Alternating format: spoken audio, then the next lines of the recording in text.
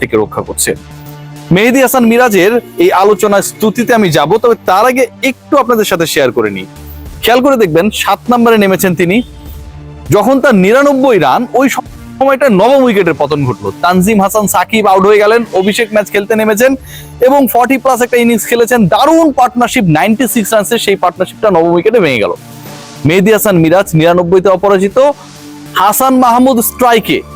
সবার টেনশন যে হাসান যদি আউট হয়ে যান 99-এ মেহেদী হাসান মিরাজকে ফিরতে হবে অপরাজিত থেকে।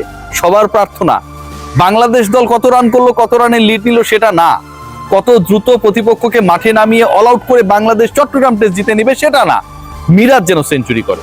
সাউথ আফ্রিকার বিপক্ষে মনে আছে 97 পর্যন্ত করেছিলেন 3 রানের জন্য, গেল বছরের অক্টোবরের ঘটনা, শতক মিস করেছিলেন। সেই মেহেদী হাসান মিরাজ যেন এবারও 90-তে কাটা না পড়েন। মেহেদী হাসান মিরাজ সেঞ্চুরি করলেন, ক্যারিয়ারের দ্বিতীয় শতক। আগেরটা করেছিলেন 8-এ নেমে উইন্ডিজের বিপক্ষে, 4 বছর পর পরেরটা করলেন 7-এ নেমে জিম্বাবুয়ের বিপক্ষে।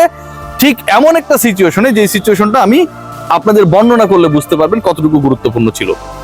খেয়াল করে দেখবেন 8ম উইকেটে মেহেদী হাসান মিরাজ এবং তাইজুল ইসলাম, 8ম উইকেটে মেহেদী হাসান মিরাজ এবং তাইজুল ইসলাম, আমি রিপিট করছি, 63 রানে পার্টনারশিপ করেছিলেন।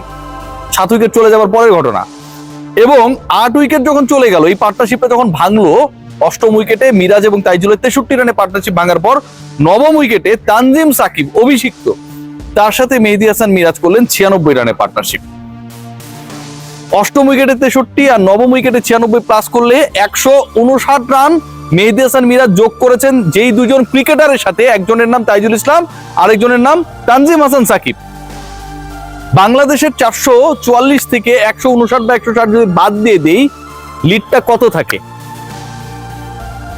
বাংলাদেশ কিন্তু এই মুহূর্তে যে কমফোর্টেবল অবস্থায় ছিল, সেই কমফোর্ট থাকে না ভাই।